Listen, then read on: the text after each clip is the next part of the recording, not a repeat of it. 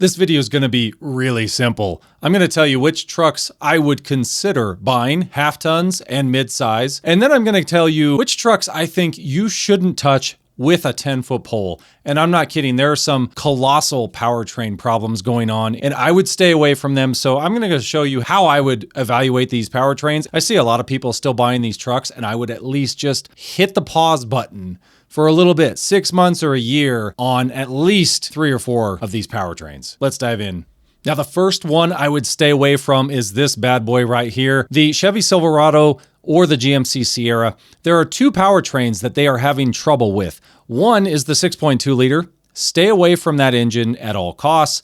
The 3.0 Duramax also has a TSB on the thrust bearing, and they've had problems with the Duramaxes dropping and engines failing. If you're looking at the Duramax platform, the 3-liter Duramax, let's wait to see what happens and make sure that they get these engine issues resolved. The 6.2 and the 5.3, I would actually stay away from those just as buying advice, because they are going to refresh these engines in 2027. Why would you want to buy a 5.3 or a 6.2 right now? They're going to refresh them. I think that's going to devalue the older engines that are having problems. And if the new one doesn't have problems, I think they're going to shoot up in value even more. The 2.7 liter Turbomax in the Silverado or the GMC Sierra actually has been a very reliable engine. 3/4 tons, I think the 6.6, both of them have been pretty good. Now, if you actually look at General Motors problems, look at the National Highway Traffic and Safety data. This is actually a website I just launched, actually just revamped the website. Go to the site, top navigation here, type in Chevrolet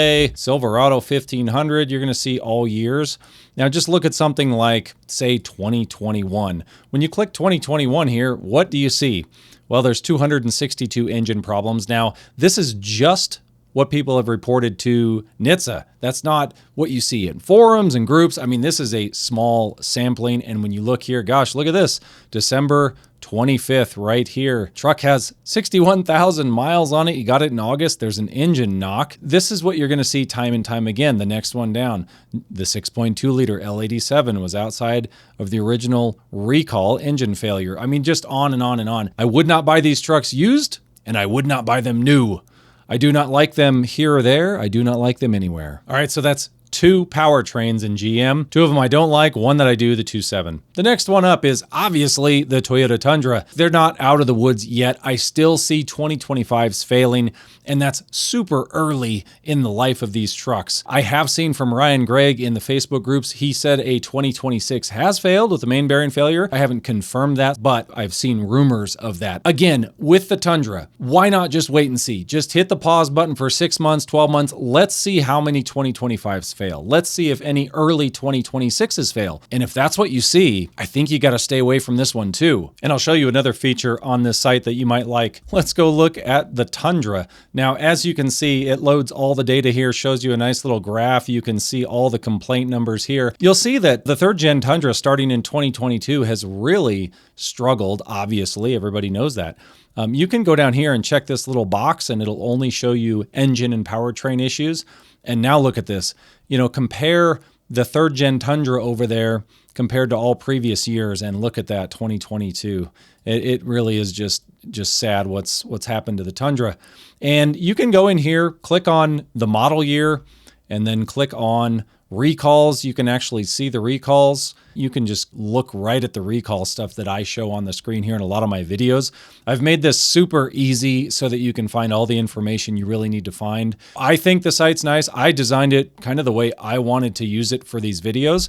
And I thought, you know, everybody could benefit from this. If you got your mobile phone out at a dealership or whatever, I think a lot of people could benefit from this. Car Complaints does something similar, but I wanted something that was faster, a lot more mobile friendly, and I'm planning on adding in things like, what do the sales numbers look like to the complaints? So that'll give us a better indicator here soon. I'll add some features to this website. Like for 2025 for the Tundra, it's not really doing as bad yet. There's not as many complaints. And I want to look at that as a ratio to sales numbers and do that with all the brands so that you can kind of get a feel for, hey, if Ford sells 4 times as many F-150s and the recall severity isn't as bad, maybe the Fords aren't really as bad as everybody says they are. And one last thing on the Tundra, don't buy these vehicles used. Once they're out of warranty, the cost of that repair, a cab off repair with an engine, is just insane. And once these are recalled, once the engine's been replaced, I've seen crate engines fail already. Once those fail and you're outside that first year after the crate engine, you're kind of SOL. You're going to be on your dime and you do not want to pay for that. So let's hope that Toyota gets this figured out. This is why I passed on the Tundra. I moved on to a different brand. It was hard to do, but hey, sometimes you got to vote with your wallet. All right, so far, the powertrains I would actually consider buying in the half tons. I would consider the GM with the 2.7 Turbo Max. I would maybe consider a 2026 Tundra, but man, it's risky business. And then the Fords. I would actually consider a Ford 2.7, a Ford 5-liter, or a Ford 3.5 EcoBoost. Now, here's the thing about the Fords, as you can see here, they're not having a lot of engine problems. That's not really what you're going to see in Fords anymore. They're running 530 oil. I wonder if that has something to do with it. But they do have the wet oil pump belt designs in all of them except for the 3.5 EcoBoost. I don't like that personally. So for me, I wasn't going to buy a 2.7. I don't like the wet oil pump design. And I don't like the 5-liter because it has a cylinder shutoff and it's done in the lifters or the rockers now. So it's just not a super proven design yet. And then they both have wet oil pump belts. Now the 3.5 doesn't. So for me, I like the Fords. I like the way it drove. I like the handling of the Fords. I like the vision, everything. I like actually the electronics seem pretty stable in a Ford. So if you're just looking for kind of, something that honestly might be one of the safer trucks, at least under warranty, I do think Fords are decent.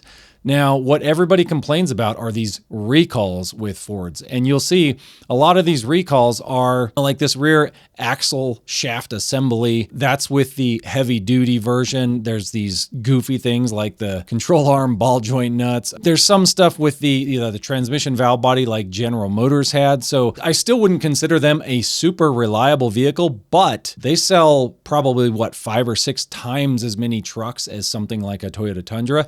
So you got to remember that all of these problems you see, you have to think about the ratio of sales as well. This is just something to consider. Look at the severity of the recalls here. That's another thing I'm going to try to build into this site is trying to balance out like what has the most severe recalls versus the recalls I really don't think are that big a deal. Like when you get label changes on the Tundra, like that's not a really big recall, or windshield or backup camera recalls. Those just aren't that big a deal to me. A lot of people like the Ford 5-liter. A lot of people love the 2.7 and the 3.5. And, Ford's kind of just steady as she goes other than the annoying little weird recalls. Now, my top pick is the truck I bought. Look, I went and drove them all. I didn't necessarily want to buy a Ram. It wasn't even on my radar. And then I went and drove all the trucks. I talked to a lot of friends, YouTubers like C-Tech, Jason Samko, TRD John. I talked to them personally before I bought it. And man, they just love the powertrains in them. I'm like, why do they love these trucks so much? So I went and drove them. I really do think with all the forged components in the Hurricane engine and with them bringing the Hemi back and their ZF transmission,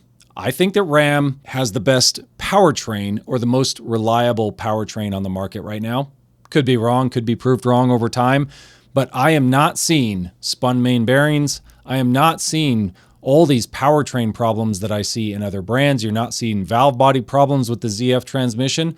They shift smooth, they're quiet, they get pretty good mileage for the power, and they put out a ton of power in the base standard output Hurricane engine, and then they have a high output as well. And when you look at this, they've got a single recall here in 2026. It's an instrument panel cluster. You get all these digital dashes and everything, and you're going to see these problems coming up. 2025, this is what everybody says, electrical system. A lot of these problems with the Ram, from what I found, looking at C-Tech review on YouTube, and he does a lot of videos with Mark Dodge. They're the biggest dealer in the country. A huge problem they had were just bad batteries. It was a bad manufacturer. And so these batteries were causing all sorts of electrical issues in these trucks. Not powertrain issues, not hardware issues, which that's what mattered to me. So my standards are like, look, I got to have a reliable powertrain first. I can't have spun main bearings in 10,000, 20,000 miles. That's just, come on. We got standards here. You got to have some standards. So Ram to me at least has a reliable powertrain. I do think they're going to have some electrical problems, but so far, knock on wood, I haven't had any of the problems that other guys have had yet, but I don't have that many miles on it. So for me, top pick for a half ton is the one I bought. it's the Ram. I mean, go drive them all. If people are honest with themselves, I think what they're going to come down to, they're probably going to land on the Ram and the Ford if they're just being completely honest with themselves and not ignoring the engine issues. If you put your head in the sand and you say, hey, I trust that Toyota's got this stuff figured out, I'm not going to look at some of the anecdotal evidence we already have early on with the 25s. You know, you pick up a Tundra. I think the Tundras drive a lot like the Ram. They're just, I pointed it out in other videos. You got more wind noise, more throttle lag, things I didn't like in them. You got to go pick the truck that you can live with at the end of the day if you're going to pick one. And the one last thing I will say that kind of nudged me to the Ram was the 10-year, 100,000 mile powertrain warranty. That's just kind of the icing on the cake. It gives you a little peace of mind that, hey, if this super expensive powertrain goes down in the first 100,000 miles, I'm gonna, at least someone else is going to pay for it. And I want to be clear, any of these trucks outside of warranty, I think are a little dangerous. They're just super expensive. They all have electrical problems. They all have the same sensors. They all have adaptive cruise control. They've all got the sensors on the bumpers. So when you see all these problems in the Facebook groups, it's not isolated to one manufacturer. Like I've seen the Tundra guys with their screens going out, sensors going wonky. It doesn't matter what brand. They have so many computers and so many electronics on these vehicles. I think you're going to see the same problems when you get ice, snow, water, dirt, all these things on your sensors. You're going to have them freak out all the same. Now we're going to talk about what mid-size trucks I would actually consider. There's quite a few. The mid-size trucks right now have been extremely reliable compared to the half tons. They just have. And when you look at the data, they sell more of them in a lot of cases. The Tacomas sell a lot more than the Tundra. Looking at the reliability from a sales perspective, I think if you're just looking for safe vehicles, the mid-size segment is a little more affordable, not much, but a little bit. And man, their powertrains have been pretty darn reliable. This is my pick for long-term reliability. The Nissan Frontier you could get anywhere from a 2012 through current, and I think you'd be fine. They did change to the 3.8 liter. You got the 2022s coming in with a lot of changes, the body style and the, some extra sensors and things like that, but they're still body on frame. They didn't change a lot. It was very iterative. The Nissan Frontier is going to be, I think in probably 10 years, you're going to see the same exact thing as you see here. A bunch of green for the powertrain, people getting 200,000 miles out of them with very little maintenance. They're not going to be replacing turbos because they don't have them. So there's that. I think if you're just looking for reliable truck, midsize, long-term, it's got to be the Frontier. Now, if you're just keeping them under warranty, that's a different story.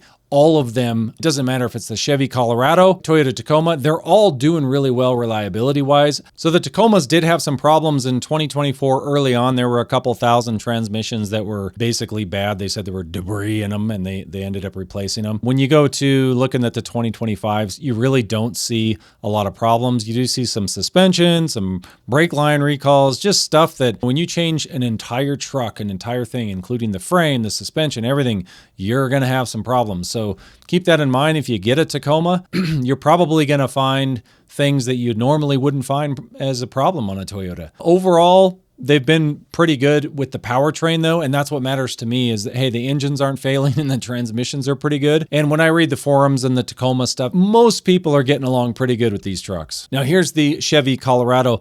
I do think the Colorado is going to have the best, probably one of the best standard engines out of all of them. The little 2.7 liter puts out 430 foot-pounds of torque. That's not messing around in a mid-sized truck. And when you look at this engine, the engine problems here in the 2025s, this is the kind of the Achilles heel of GM, and it has been since like 2021. Their valve bodies in the 8-speed and in the 10-speed. Nate's talked about it extensively on this channel from Next Gen. They are absolute garbage in the valve body transmission side. So if you do get a GM, any of the GM products, I would consider upgrading to Next Gen's kit. I mean, it seems like a ton of them go down and it's just not worth the hassle. But here you go, after 400 miles in the odometer, complete transmission failure. I mean, this stuff happens. It happened to the Tacomas too, but most of these Chevy Colorados, Jason Samko has the ZR2, and a lot of people really like them. And if you just keep them through warranty, probably going to be safe with the stock valve body. But man, if you're planning on keeping it past 60,000, consider upgrading that valve body. Now, next up is the Ford Ranger. Now, I've got friends with the Ford Ranger. They really like them. They haven't had any problems with them with the EcoBoost. I think they're a little bit more reliable powertrain-wise and potentially with just little things than what you see in the GM products. I think their transmissions are a little bit better longer term. That's just my opinion. You guys can go look at this data, but heck, 22, 23, 24, they didn't sell a lot of Rangers in these years, so you have to consider sales numbers to these graphs, but they're not having a bunch of catastrophic failures, which is what you want to see. The Ridgelines with their 3.5 liter V6, similar story, pretty reliable powertrain with Honda. People really like the Ridgeline. It's not a traditional body on frame. You're not going to be probably towing as much, but they are well loved. A lot of people like the interior space. And they have their good and bad years just like the rest of them, but pretty reliable overall. Another honorable mention, a lot of people don't consider this, probably because the price seems to be hiked up a little bit on the Jeep Gladiators, but I know Jason Samko had really good luck with his. A lot of people I've talked to, I've got a friend with 120,000 miles or something on his. He's never really had a problem with it. So, he drove a ton of highway miles. He's been off-road with it, taken it to Black Bear Pass, done some other things, but the Gladiators have been pretty reliable with that Pentastar. If you're interested in doing more vehicle research and looking at the data, go check out this website, thecarguyonline.com. You'll see the vehicle reliability there at the top. You can select these drop downs very easily, works on a mobile device. These are all clickable, like the recalls, the view documents. You can view everything directly from this website. It's very, I think it's easy to navigate. I wanted to build something that was just more user friendly and didn't have a ton of ads on it.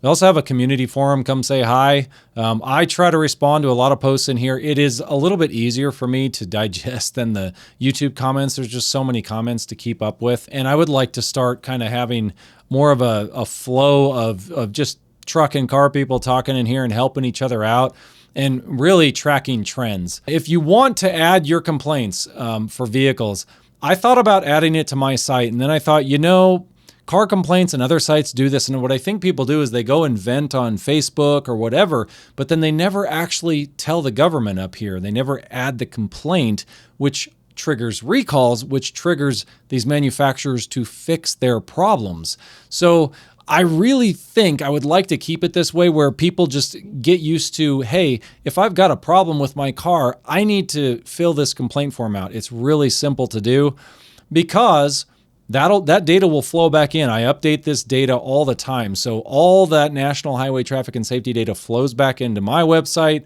And that's where I'm going to pull all the data in and aggregate it and do stuff with it. I just want the government to know about it.